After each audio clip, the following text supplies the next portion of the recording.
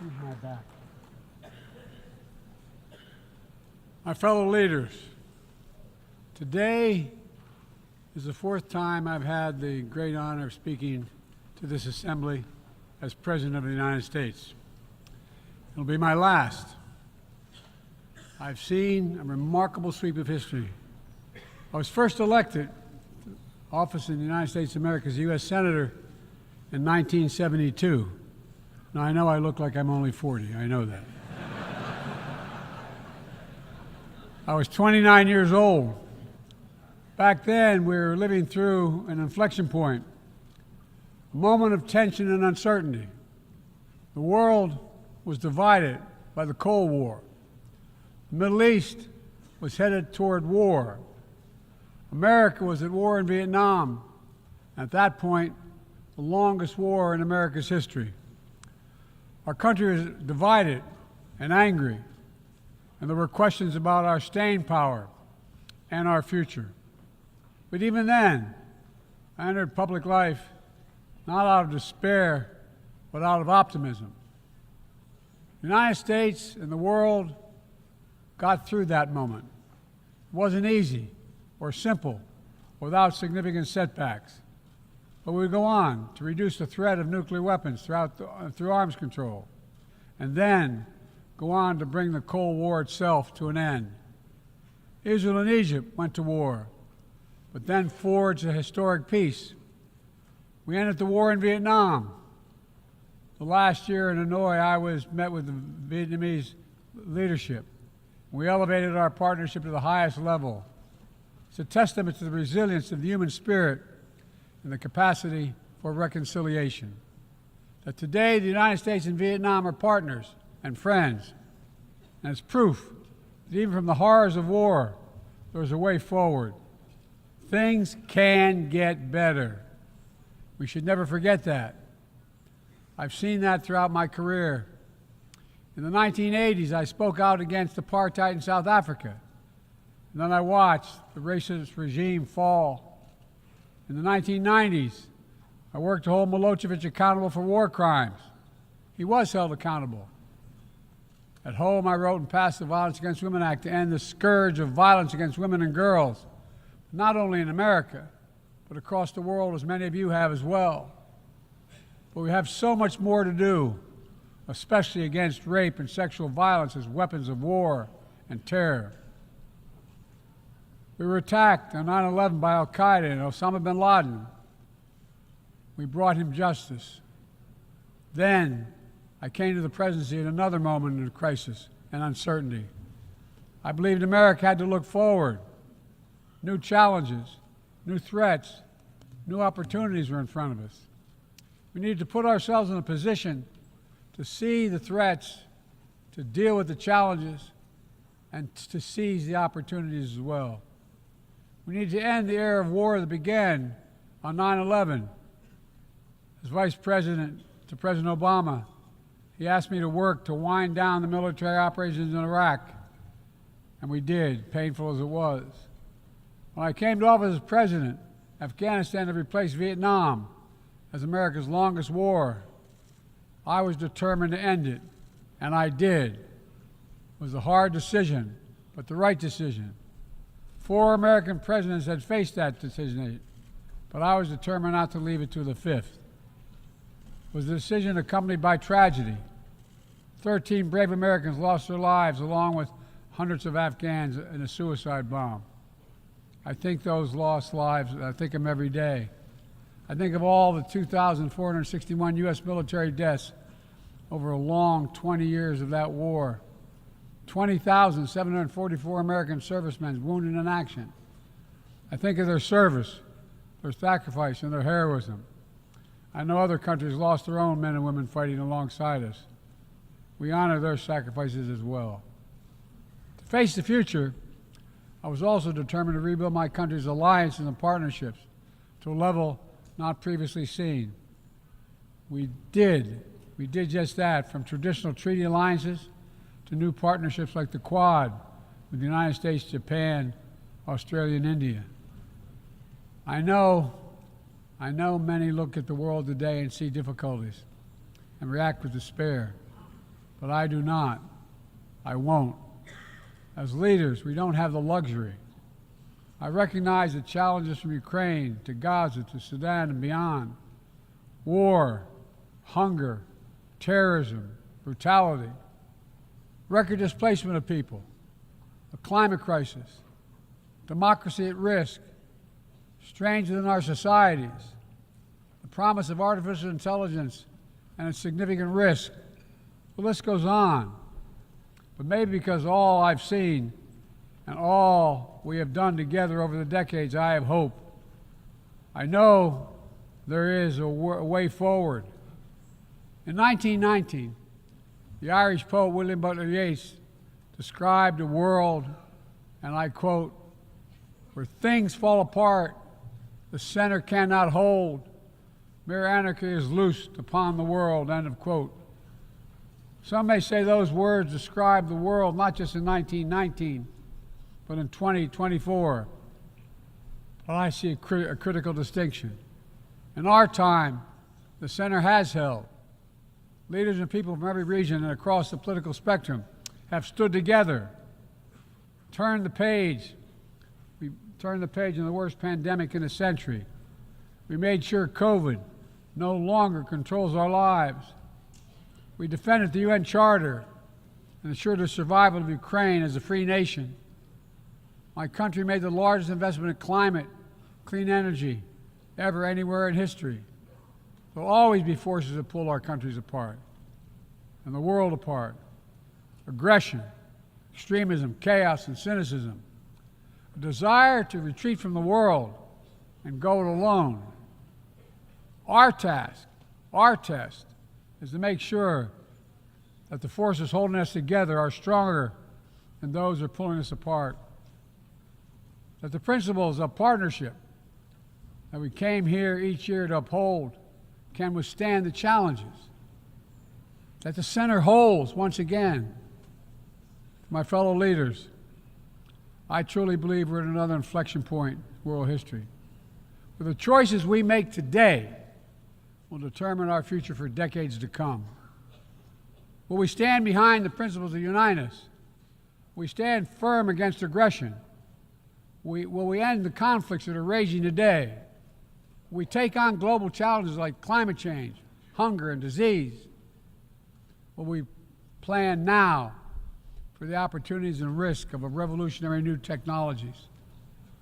I want to talk today about each of these decisions and the actions, in my view, we must take.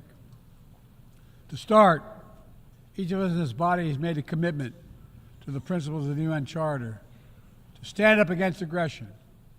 When Russia invaded Ukraine, we could have stood by and merely protested. But Vice President Harris and I understood that that was an assault on everything this institution was supposed to stand for. And so, my direction, America stepped into the breach, providing massive security and economic and humanitarian assistance. Our NATO allies and partners in 50-plus nations stood up as well. But most importantly, the Ukrainian people stood up. I asked the people of this chamber to stand up for them. The good news is Putin's war has failed and at his core aim. He set out to destroy Ukraine, but Ukraine is still free. He set out to weaken NATO, but NATO is bigger, stronger, and more united than ever before, with 2 new members, Finland and Sweden. But we cannot let up. The world now has another choice to make. Will we sustain our support to help Ukraine win this war and preserve its freedom, or walk away and let aggression be renewed and a nation be destroyed? I know my answer. We cannot grow weary. We cannot look away. And we will not let up on our support for Ukraine, not until Ukraine wins a just and durable peace in the UN Charter.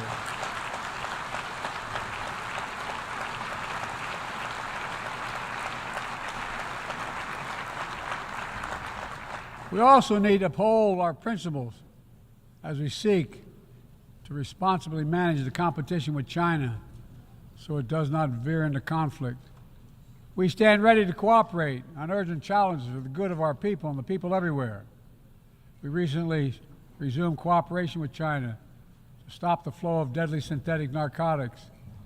I appreciate the collaboration. It matters for the people of my country and many others around the world.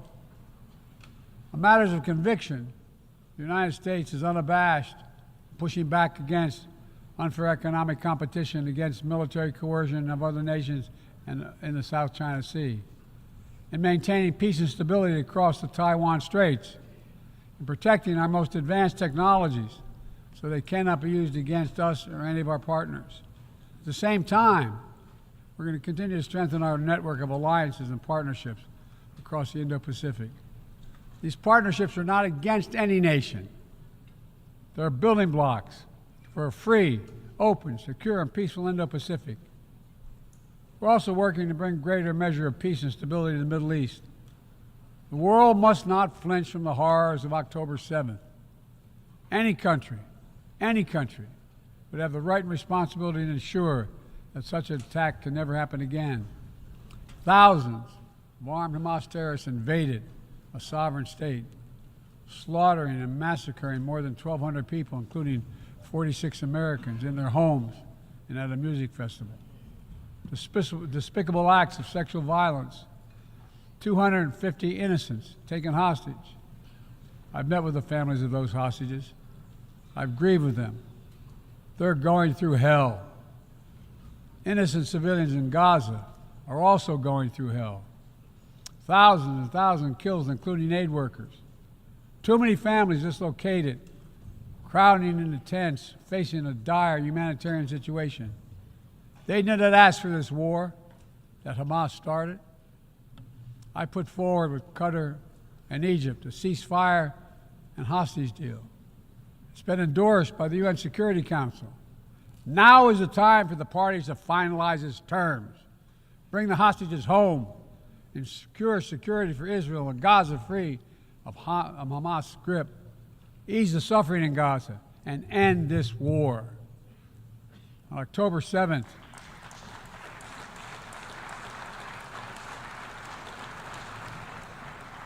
since October 7th, we've also been determined to prevent a wider war that engulfs the entire region. Hezbollah, unprovoked, joined the October 7th attack, launching rockets into Israel. Almost a year later, too many on each side of the Israeli-Lebanon border remain displaced. A full-scale war is not in anyone's interest. Even if the situation has escalated, a diplomatic solution is still possible. In fact, it remains the only path to lasting security to allow the residents from both countries to return to their homes and the border safely. And that's what we're working tirelessly to achieve. As we look ahead, we must also address the rise of violence against innocent Palestinians on the West Bank and set the conditions for a better future, including a two-state solution where Israel enjoys security and peace and full recognition and normalized relations with all its neighbors, where Palestinians live in security, dignity, and self-determination in a state of their own.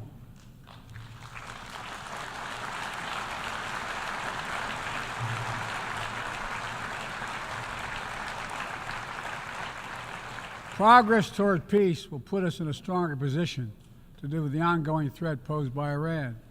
Together we must deny oxygen to its terrorist proxies, which have called for more October 7th and ensure that Iran will never, ever obtain a nuclear weapon. Gaza is not the only conflict that deserves our outrage. In Sudan, a bloody civil war unleashed one of the world's worst humanitarian crises. 8 million on the brink of famine. Hundreds of thousands already there. Atrocities in Darfur and elsewhere. The United States has led the world in providing humanitarian aid to Sudan. And with our partners, we've led diplomatic talks to try to silence the guns and avert a wider famine.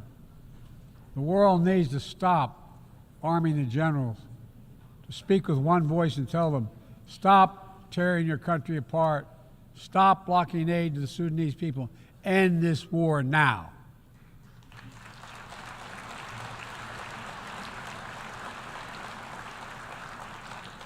But people need more than the absence of war. They need a chance to live in dignity. They need to be protected from the ravages of climate change, hunger, and disease. Our administration has invested over $150 billion to make progress and other sustainable development goals. It includes $20 billion for food security, over $50 billion for global health. We've mobilized billions more in private sector investment. We've taken the most ambitious climate action in history. We've moved to rejoin the Paris Agreement on day one. And today, my country is finally on track to cut emissions in half by 2030. On track to honor my pledge to quadruple climate financing to developing nations with $11 billion thus far this year. We've rejoined the World Health Organization, donating nearly 700 million doses of COVID vaccine to 117 countries. We must now move quickly to face Mpox outbreak in Africa. We're prepared to commit $500 million to help African countries prevent and respond to Mpox and to donate 1 million doses of Mpox vaccine now.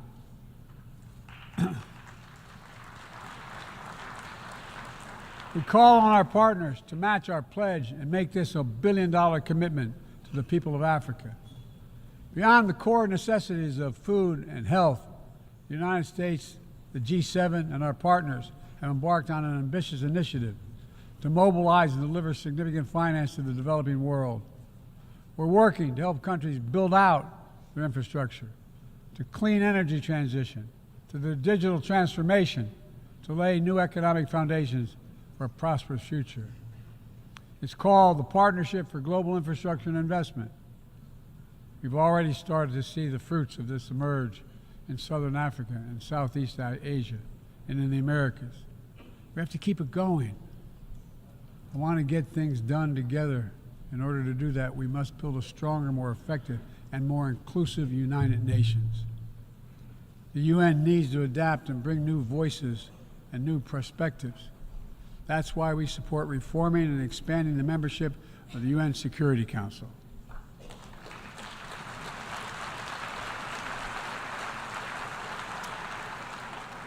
My UN ambassador just laid out our detailed vision to reflect today's world, not yesterday's. It's time to move forward. The Security Council, like the UN itself, needs to go back to the job of making peace, of brokering deals to end wars and suffering.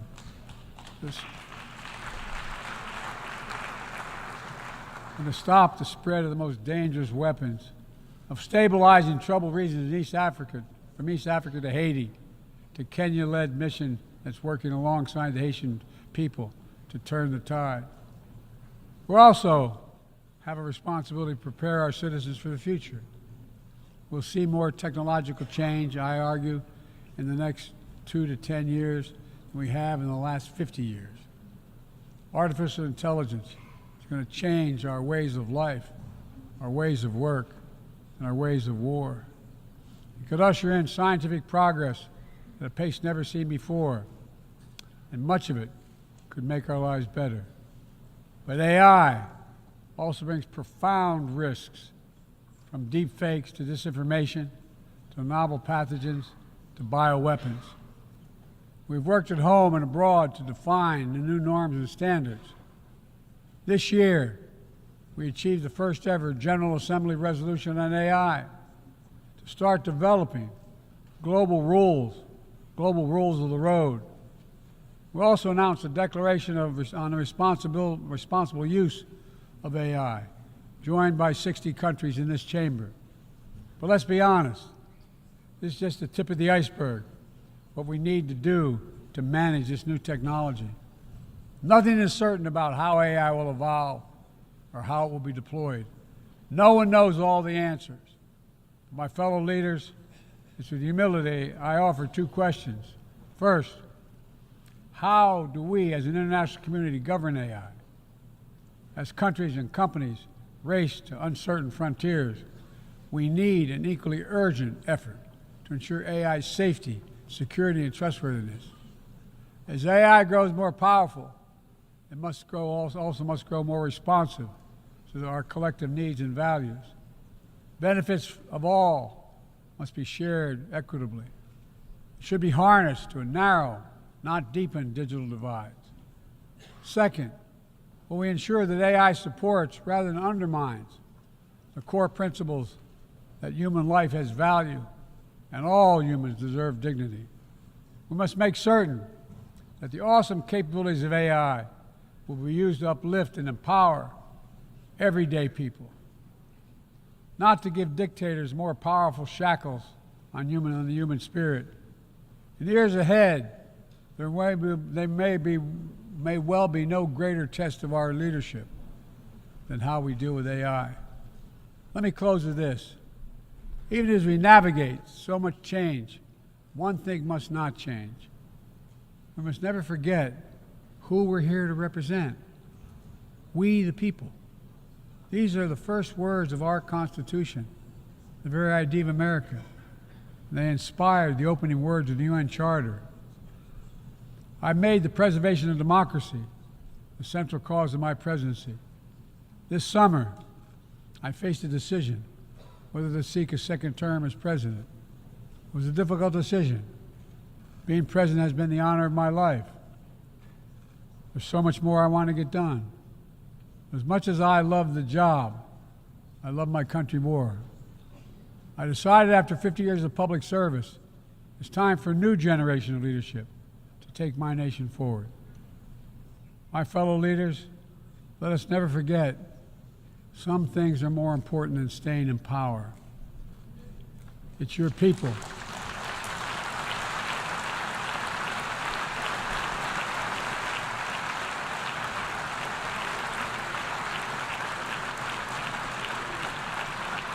It's your people that matter the most. Never forget, we are here to serve the people, not the other way around. Because the future will be won by those who unleash the full potential of their people, to breathe free, to think freely, to innovate, to educate, to live and love openly without fear. That's the soul of democracy. It does not belong to any one country.